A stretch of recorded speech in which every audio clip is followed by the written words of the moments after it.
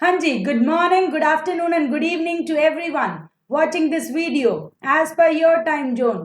तो भाई 10th class आज हम हमारे chapter number 7 how do organism reproduce का लेक्चर नंबर 4 जो कि लास्ट लेक्चर होने वाला है लेकर आ गए हैं। इससे पहले हमने जो 3 लेक्चर्स करे हैं उसमें हमने एक में असेक्सुअल रिप्रोडक्शन, दूसरे में सेक्सुअल रिप्रोडक्शन इन प्लांट्स, तीसरे में sexual reproduction in human beings complete कर लिया है। तो जिस भी बच्चे ने वो लेक्चर्स नहीं देखे हैं जल्दी से जाओ चैनल की प्लेलिस्ट पर, सीक्वेंस में सब कुछ मिल जाएगा आपको, आप अच्छे से वहां पर विजिट कर सकते हैं। इस वीडियो को स्टार्ट करने से पहले वीडियो को लाइक कर दो और अच्छा से कमेंट करा करो। भाई कहने की जरूरत नहीं पड़नी चाहिए कि चैनल को लाइक करो, शेयर करो, सब्सक्राइब करो। अब तो तुम हमारे हो गए हो, वीडियो देख रहे हो, कब से देख रहे हो, पूरी साइंस कंप्लीट हो गई है, ठीक है। अब भी तुम्हें कहना थोड़ी पड़ेगा। चलिए कमेंट करा करो, हेडिंग डालिए रिप्रोडक्टिव हेल्थ। छोटा सा एक टॉपिक रह गया, उसके बाद एनसीईआरटी क्वेश्चंस करेंगे अच्छे से। कोई नहीं कराता एनसीईआरटी क्वेश्चंस और हमने पूरे सिलेबस में एक एक एनसीईआरटी क्वेश्चन कराया अच्छे से, ठीक है। तो भाई देखा करो और लाइक शेयर करा करो। चलिए हेडिंग डालिए रिप्रोडक्टिव हेल्थ। अब हमें पता होना चाहिए रिप्रोडक्टिव हेल्थ का मतलब क्या है। देखो हेल्थ क्या है, नॉर्मल, आपको बुखार नहीं है, ये नहीं है, वो नहीं है, वो हो गई नॉर्मल हेल्थ। अब रिप्रोडक्टिव हेल्थ का मतलब होता है ओवरऑल वेलबींग, आप physically, mentally, socially, behaviour wise कितना स्टेबल है। जैसे कई कपल्स होते हैं, फैमिलीज होती हैं, वो बेबी नहीं करना चाहती, बस स्टिल उनको ग्रैंड पेरेंट्स होते हैं या घर में जो भी होते हैं वो उनको फोर्स करते हैं कि हमें बच्चा चाहिए, हालांकि कपल को नहीं चाहिए। तो वो जो मेंटल डिस्टर्बेंस है वो रिप्रोडक्टिव हेल्थ नहीं है। तो अगर आप if you are not like willing as a couple, if you are not willing to have babies, it's मतलब okay to say no. Reproductive health means total well-being in all aspects of reproduction. Reproduction के सारे aspects में उसको wellbeing होना जरूरी है। कैसे क्या होना है, फिजिकली वो फिट हो, मेंटली फिट हो, इमोशनली वो स्टेबल हो। एक मदर का इमोशनली स्टेबल होना बड़ा इंपॉर्टेंट है, अदरवाइज बच्चे की ग्रोथ में बहुत ज्यादा दिक्कत आती है। सोशली वो फिट हो, लोगों से व्यवहार कैसा कर रहा है, सोशल उसका स्ट्रक्चर कैसा है, ये सब रिप्रोडक्टिव हेल्थ का हिस्सा है। अब हमें पता होना चाहिए सेक्सुअली ट्रांसमिटेड डिसीज, ये वेरी इंपॉर्टेंट टॉपिक है मेरा बच्चा। हर साल प्रीवियस ईयर में 2023 में भी इससे आया है, 2024 में भी इससे आया है, तो 2025 में क्यों नहीं आएगा? बताओ भला क्यों नहीं आएगा, करो कमेंट। तो पक्का आएगा, 110% इससे आना ही आना है। एमसीक्यू या फिर 2 मार्क्स 3 मार्क्स या केस स्टडी भी इससे बहुत आई है भाई, इंपॉर्टेंट टॉपिक है। अब सेक्सुअली ट्रांसमिटेड डिसीज का मतलब है जब एक कपल इंटरकोर्स करता है तो अगर एक पार्टनर को कोई बीमारी है तो वो दूसरे पार्टनर को हो सकती है। मतलब अगर फादर को कोई है तो वो मदर को हो सकती है, और मदर को है तो वो फादर को भी दिक्कत हो सकती है, क्योंकि वो सेक्सुअली एक दूसरे से कनेक्टेड है। मैनी डिसीजेज, अब कुछ बैक्टीरिया वाले डिसीजेज होते हैं, कुछ वायरस वाले डिसीजेज होते हैं। तो आपके एमसीक्यू में पूछा गया था, 2023 का एमसीक्यू है भाई, मेरे बच्चे गलत नहीं करके आए थे, बाकी सब वहां पे कंफ्यूज थे। तो अच्छे से याद रखो, बैक्टीरिया वाले दोनों डिसीजेज है गोनोरिया एंड साइफिल्स। वहां पे एग्जैक्ट ऑप्शन में गिवन था कि कौन से बैक्टीरियल है, कौन से वायरल है, रिस्पेक्टिवली पूछा था। मतलब बैक्टीरिया वाले भी दोनों बताने थे और वायरल वाले भी दोनों बताने थे। तो वायरल वाले में एक वार्ड्स होता है और एक एचआईवी एड्स होता है। ये दोनों सेक्सुअली इंटरकोर्स के दौरान स्प्रेड हो सकते हैं। अगर एक पार्टनर को है तो दूसरे पार्टनर को हो सकते हैं। बैक्टीरियल भी हो सकते हैं और वायरल भी हो सकते हैं। तो आपको याद रखने हैं बैक्टीरियल डिसीजेस कौन से हैं और वायरल डिसीजेस कौन से हैं, आपसे स्पेशली पूछा जाएगा। उसके बाद use of condoms prevent these infection. अगर पार्टनर्स कॉन्डोम्स यूज कर रहे हैं तो कुछ हद तक इन बीमारियों को रोका जा सकता है। कॉन्ट्रासेप्शन, अब ये इंपॉर्टेंट टॉपिक है भाई। अगर कोई कपल प्रेगनेंसी अवॉइड करना चाहता है, ठीक है, वो सेक्सुअल इंटरकोर्स तो करना चाहते हैं, एक दूसरे से फिजिकली टच में रहना चाहते हैं, लेकिन वो प्रेगनेंसीज नहीं चाहते, जो मैंने पहले भी डिस्कस करी कि कपल अभी बच्चे नहीं चाह रहा है, तो क्या क्या तरीके हैं प्रेगनेंसी को अवॉइड करने के। तो 3-4 मेथड्स हम आज के लेक्चर में पढ़ेंगे। They are going to be very very important और बोर्ड के फेवरेट है। बोर्ड में इस टॉपिक से सवाल जरूर आता है, क्योंकि ये नीड ऑफ द आवर है। तुम्हारी स्टेज के बच्चों को ये पता जरूर होना चाहिए कि क्या क्या है। चलिए, कॉन्ट्रासेप्शन का मतलब होता है अवॉइडेंस ऑफ प्रेगनेंसी, प्रेगनेंसी को अवॉइड करना क्या होता है, कॉन्ट्रासेप्शन होता है, can be achieve by preventing the fertilisation of ova. अभी सीधी सी बात है, मैंने प्लांट्स में भी बताया, मैंने ह्यूमन बीइंग्स में भी बताया कि बच्चा बेबी बनेगा कब, जब ओवा किससे मिलेगा, जो हमारा मेल गैमीट है उससे मिलेगा। वहां पर मेल गैमीट्स क्या होते थे, पोलन ग्रेन से आते थे मेल जर्म सेल्स, और ह्यूमन बीइंग्स में क्या होते थे, स्पर्म्स होते थे। यानी कि अगर एग स्पर्म से नहीं मिला तो फर्टिलाइजेशन नहीं होगा, सीधी सी बात है। तो मतलब आप चाहते हो कि स्पर्म का कांटेक्ट ओवा से ना हो तो फर्टिलाइजेशन ना हो, आप ये चाहते हो, और फर्टिलाइजेशन नहीं होगी तो प्रेगनेंसी नहीं होगी। चलिए जी, तो अब मेथड्स पढ़ लेते हैं, इंपॉर्टेंट मेथड्स है। पहला मेथड फिजिकल बैरियर, फिजिकली उन दोनों को टच में मत आने दो, to prevent the union of egg and sperm, egg और स्पर्म को हम फिजिकली नहीं आने देना चाहते हैं टच में, तो इसके लिए कॉन्डोम्स या सर्विकल कैप्स या डायफ्राम्स, ये जो कॉन्डोम्स होते हैं ये मेल के पीनेस पर यूज होते हैं, और ये सर्विकल कॉप्स या जो डायफ्राम्स होते हैं ये जो फीमेल है उसको यूज करने होते हैं। ठीक है, तो इन दोनों से ही क्या होगा, इन दोनों से ही क्या होगा, स्पर्म जो है वो ओवा से मिलेगा नहीं, और जब मिलेगा नहीं तो फर्टिलाइजेशन नहीं होगी, जायगोट नहीं बनेगा, तो हमारे पास नॉर्मल प्रोसीजर चलेगा। तो समझ गए, ये मैंने दिखाए भी हुए हैं फोटोज में, ये मेल कॉन्डोम होता है, ये फीमेल कॉन्डोम होता है। ठीक है, तो ये हमारे पास मैंने पूरा पैसेज भी दिखाया, कल भी आपको बताया था, ये यूटरस होता है, ये सीविक्स होता है, यहाँ पे ये सर्विकल कैप लग सकती है, तो अगर यहाँ पे सर्विकल कैप लग जाएगी तो वजाइना से अंदर जाएगा ही नहीं स्पर्म, तो अगर अंदर स्पर्म जाएगा ही नहीं तो फैलोपियन ट्यूब में दौड़ा जाएगा ही नहीं, तो फर्टिलाइजेशन होगा नहीं, स्पर्म इधर ही रुक जाएगा, ओवा यहाँ है। ऐसे ही हमारे पास अगर कॉन्डोम यूज करते हैं तो कॉन्डोम के अंदर स्पर्म रुक जाते हैं, वो ओवा से मीट नहीं करते हैं। इसका दूसरा मेथड है केमिकल मेथड्स, आप पिल्स ले लो कोई अवॉइड करने के लिए, use change hormonal balance of the body so that eggs are not release, आप कोशिश करो एग रिलीज ना हो, बट ये थोड़ा साइड इफेक्ट्स हो सकते हैं, इसलिए मैंने यहाँ पे लिखा भी है मे हैव साइड इफेक्ट्स। आप सोचो एक वुमेन का एग ही रिलीज नहीं होने दे रहे हो, या फिर आप हार्मोनल इम्बैलेंस क्रिएट कर रहे हो, मतलब आप कोई चेंज क्रिएट कर रहे हो बॉडी में, क्योंकि पिल्स तो देखो चेंज क्रिएट करेगी, तो वो थोड़ा सा सेफ नहीं है। तीसरा मेथड होता है आईयूसीडी, ये इंपॉर्टेंट है भाई, यहां से क्वेश्चन आता ही आता है। आईयूसीडी, कॉपर टी आपने सुना होगा, जो गर्ल्स होती हैं अपनी मदर से बात करती हैं, उन्होंने बहुत सुना होगा कॉपर टी के बारे में, अपनी मदर से आप जरूर पूछ सकते हैं कॉपर टी के बारे में। पहले के जमाने में, अभी भी कराती हैं, ऐसा कुछ नहीं है कि कॉपर टी नहीं इम्प्लांट करवाते हैं। कॉपर टी को, ये देखो टी शेप में है, मैं आपकी बुक में डायग्राम नहीं गिवन है इसलिए बच्चों को ये टॉपिक समझ में नहीं आता है, मैंने बिल्कुल डिटेल में, ये टॉपिक कई टीचर्स स्किप कर जाते हैं, लेकिन ये मैंने बिल्कुल डिटेल में अच्छे से समझाया, और आपको समझना भी है, ये वेरी इंपॉर्टेंट टॉपिक है। ठीक है, तो इंट्रा यूटेराइन कॉन्ट्रासेप्टिव डिवाइस, हम जो यूटरस है उसमें ही टी शेप का ये लगा देंगे, देखो इधर से भी बंद इधर से भी बंद, तो ओवा तो आया लेकिन स्पर्म को वो जाने ही नहीं देगा, स्पर्म की एफिशिएंसी को और स्पर्म की जो फोर्स है उसको बहुत ज्यादा डिक्रीज कर देता है कॉपर टी।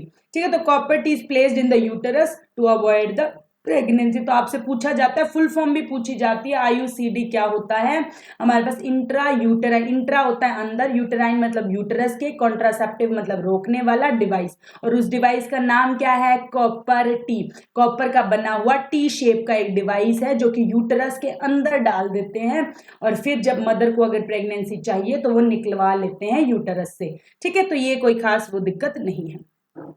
उसके बाद सर्जिकल मेथड्स, ये आजकल बड़ा मतलब है, लोग सर्जरी करवा लेते हैं।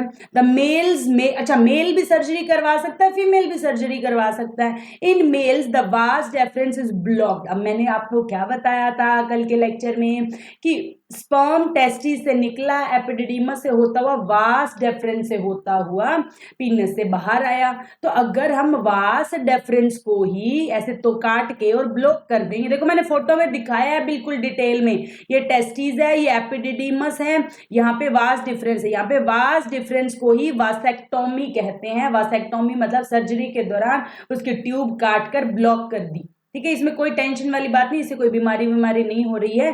ठीक है, तो आप इसको काट कर ब्लॉक कर सकते हैं, तो आप आपका स्पर्म बनेगा तो सही लेकिन वहां तक पहुंचेगा नहीं। ठीक है, तो स्पर्म ट्रांसफर ही नहीं होगा। वासेक्टोमी आपसे पूछा जाएगा what is vasectomy, what is tubectomy. तो वासेक्टोमी अगर मेल सर्जरी कराता है तो वास डेफरेंस की सर्जरी करवाता है, कट करके ब्लॉक करा देगा। और अगर वही सर्जरी फीमेल ने करानी है, दोनों में से कोई भी पार्टनर करवा सकता है, जो हेल्दी है, जिसका ब्लड सर्कुलेशन वगैरह है, वो ये करवा सकता है, छोटी सी सर्जरी है। In females the fallopian tube is blocked to prevent the egg transfer. अगर वुमेन्स ने करवाना है तो वो यहाँ से फिलोपियन ट्यूब को ब्लॉक करा लेगा, यहाँ से तो एग तो बनेगा लेकिन वो आगे जाएगा नहीं।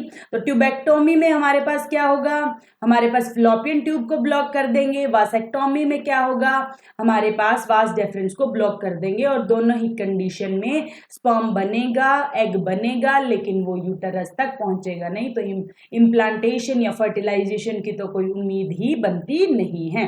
तो सर्जरी एक लास्ट मेथड है। तो ये 4 मेथड्स आपको अच्छे से याद करना है। पहले में बैरियर लगा दो दोनों के बीच, दूसरे में कोई पिल्स ले लो, तीसरे में कोई डिवाइस लगा लो, और चौथे में आप सर्जरी ही करा लो। तो इसी के साथ भाई हमारा हेल्थ वाला टॉपिक खत्म होता है। तो आपको इसमें इंपॉर्टेंट क्वेश्चन एक तो यही आएगी, कॉन्ट्रासेप्शन के मेथड्स बताओ, आईयूसीडी क्या होता है, सर्जिकल क्या होता है, केमिकल क्या होता है, फिजिकल क्या होता है। सीधा सीधा 3 नंबर का सवाल बनता है। दूसरा एमसीक्यूज बनेंगे, बैक्टीरियल इन्फेक्शन और वायरल इन्फेक्शंस के नाम बताओ। उसके बाद लास्ट टॉपिक है फीमेल फर्टिसाइड, जो कि बड़ा इंपॉर्टेंट टॉपिक है।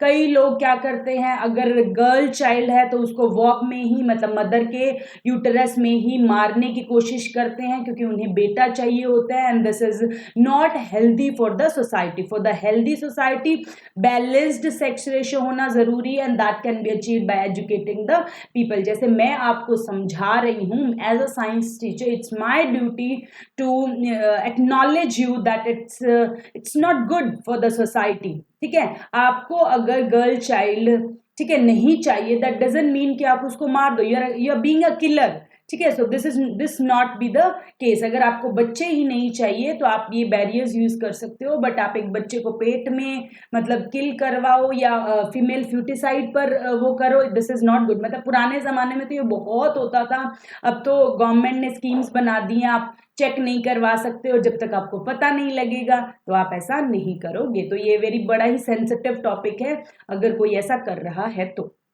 For a healthy society, a balanced sex ratio is needed and that can be achieved by educating the people। हमें एजुकेशन की नीड है, गर्ल्स किसी से कम नहीं है। To avoid the malpractices like female feticides, अभी भी लोग हैं जो ऐसे कामों को सपोर्ट कर रहे हैं। एंड प्रीनटल सेक्स डिटर्मिनेशन, कई लोग तो सेक्स भी डिटरमाइन करवाते हैं कि बेटा है या बेटी है, so this is not good for healthy society. Prenatal sex determination is legal offence, ये एक कानूनी अपराध है in our country, and so to maintain a balanced sex ratio. ठीक है, कई कंट्रीज में ये लीगल है, मतलब आप करवा सकते हो, लेकिन इंडिया में ये इलीगल है, आप नहीं करवा सकते हो।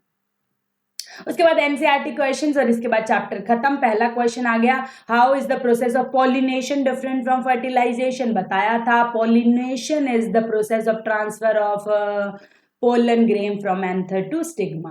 कहाँ से अक्कर होता है, एयर, वाटर, बर्ड्स, कोई भी इसको एक से दूसरे में ले जा सकता है। जबकि फर्टिलाइजेशन क्या है, fusion of male and female gametes, और ये ओव्यूल और ओव्यूल के अंदर होता है और उसके बाद जायगोट बनता है।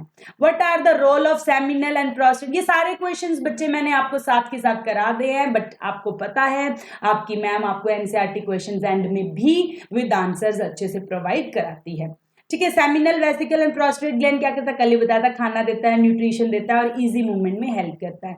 तो लिख दिया यहाँ पे, फ्लूइड है जो इजी ट्रांसपोर्टेशन में हेल्प करता है, न्यूट्रिएंट प्रोवाइड करता है, और ये सारी याद रखने की जरूरत नहीं है, सम एंजाइम सम न्यूट्रिएंट्स ऐसा लिख सकते हो, और इजी पाथ प्रोवाइड करता है। What are the changes seen in the girls. Girls में क्या क्या चेंजेस होता है, मैंने कल ही बताया था, ब्रेस्ट साइज इंक्रीज हो जाता है। ठीक है, जेनेटिकल एरिया में हेयर्स आने शुरू हो जाते हैं। ठीक है, under arm, facial, hands, like सब में हेयर्स आने लग जाते हैं। इंक्रीज द यूटरस, ओवरी भी बड़ी होने लग जाती है। मेंस्ट्रुअल साइकिल तो मेन है ही है। The more secretion, oily skin की वजह से उनको पिंपल्स भी आने शुरू हो जाते हैं। तो गर्ल्स के चेंजेस बड़े इंपॉर्टेंट है भाई, ये पूछे जाते हैं। उसके बाद how does an embryo get an nourishment inside the mother's body, कल ही अच्छे से कराया था, प्लेसेंटा।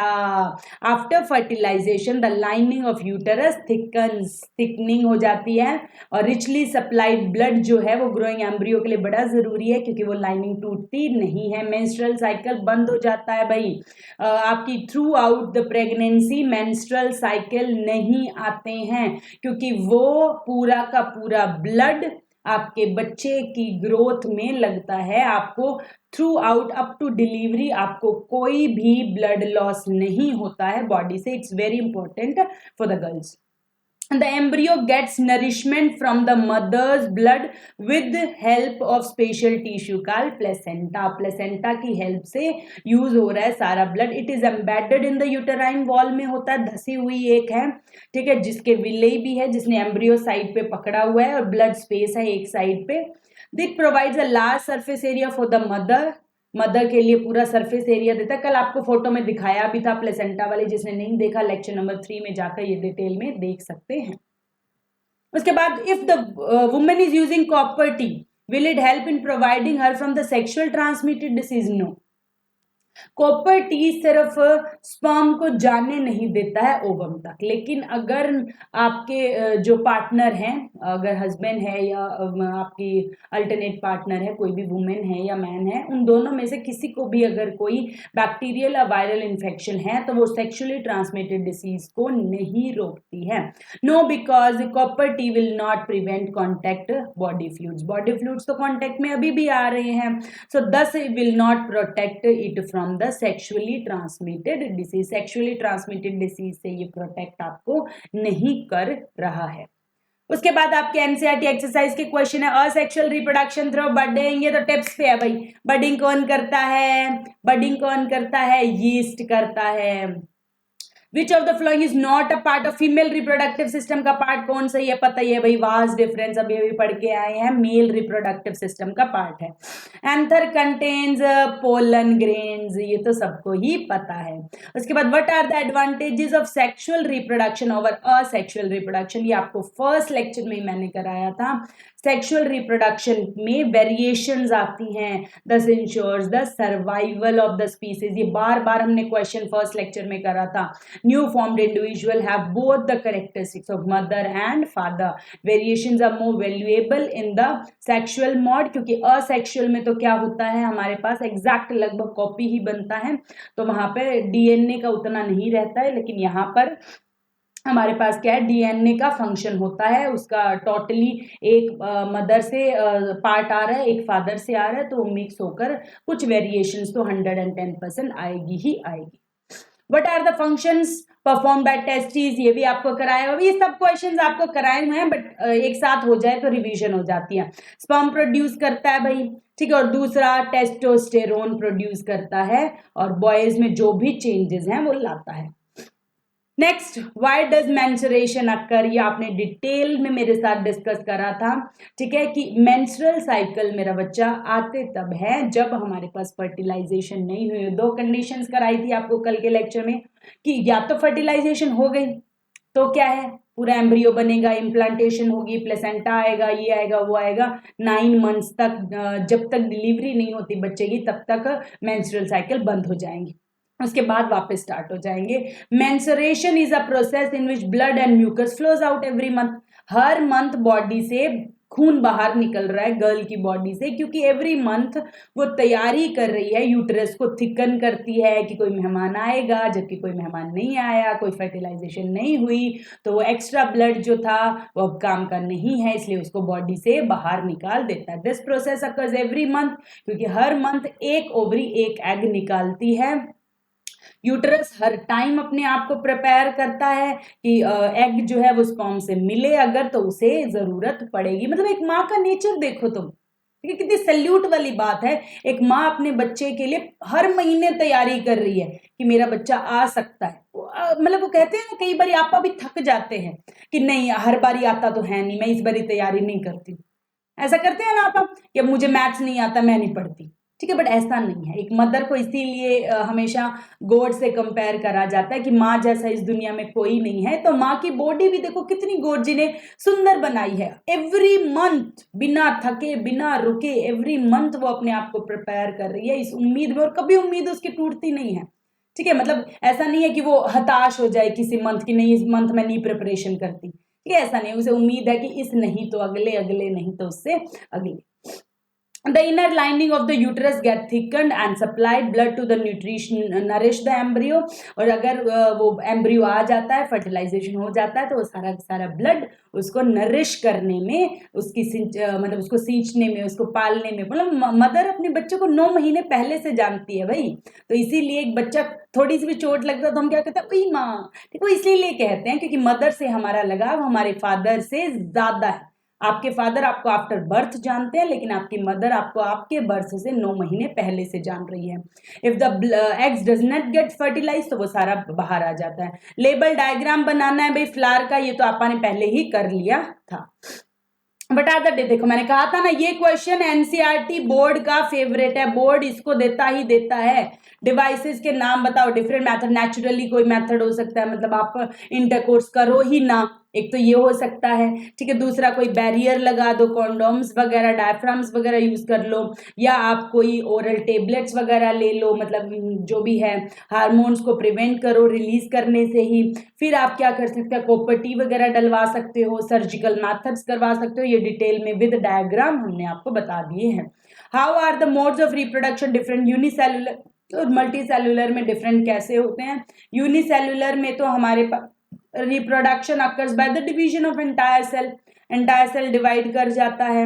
रिप्रोडक्शन फिजन से होता है, बडिंग से होता है, स्पेशलाइज्ड रीजनरेशन वगैरह से हो जाता है।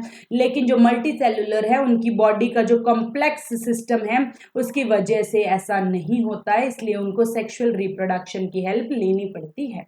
How does the reproduction help in providing stability, reproduction stability कैसे लाता है भी पता ही, अगर हम रिप्रोड्यूस नहीं करेंगे, अगर हम हमारे जैसे और प्रोड्यूस नहीं करेंगे तो कहीं ना कहीं हम गायब हो जाएंगे। सो reproduction is a process of new individuals, नए लोगों का आना अच्छी बात है। So it helps to provide stability by growing birth to the new, by the rate must be par and rate of the death to provide the stability, मतलब जितने की डेथ हो रही है उतने और भी आने चाहिए, पॉपुलेशन ज्यादा भी इंक्रीज नहीं होनी चाहिए भाई, ठीक है। What could be the reasons of adopting contraceptive, अब तुम बताओ कोई अगर कॉन्ट्रासेप्टिव मेथड्स अपना रहा है तो वो क्यों अपना रहा है, बट ऑब्वियसली बात है वो अनवांटेड प्रेगनेंसीज नहीं चाहते। अगर मदर फादर ने प्लान नहीं करा है बच्चा कि वो बच्चा नहीं चाहते तो फिर वो ये अवॉइड करते हैं। To control the population, obviously population control करना चाहते हैं हम, और to prevent the sexually transmitted disease भी एक इशू है, मतलब अगर एक को है दिक्कत तो दूसरे को हो सकते, तो इसलिए भी हम कॉन्ट्रासेप्टिव डिवाइसेस यूज करते हैं, ठीक है। तो इसी के साथ मेरे हिसाब से चैप्टर भाई हमारा कंप्लीट हो गया है, ठीक है। मैं एक बार चेक कर लेती हूँ, हाँ ठीक है। तो इसके साथ हमारा ये चैप्टर खत्म हो गया है, तो आज का लेक्चर हम यहीं पे खत्म करते हैं भाई। अब इसके साथ ही हमारा ये चैप्टर भी खत्म हो गया है, ठीक है। तो अब हम नेक्स्ट चैप्टर हमारा शुरू करेंगे हेरिडिटी, नेक्स्ट नहीं नेक्स्ट वीक से, ठीक है। जब भी आपकी डेट्स आपको बताई हुई हैं तब से आपका आ जाएगा लेक्चर, तो फिर उसके बाद हमारा पूरा साइंस का सिलेबस कंप्लीट हो चुका है। आपको साइंस में कोई भी डाउट है आप मुझे नीचे कमेंट कर सकते हो, ज्यादा से ज्यादा कमेंट किया करो, मैं हर कमेंट का रिप्लाई करती हूँ। तो नेक्स्ट वीडियो तब, जब तक नेक्स्ट वीडियो नहीं आती तब तक के लिए keep learning, keep growing, thank you so much.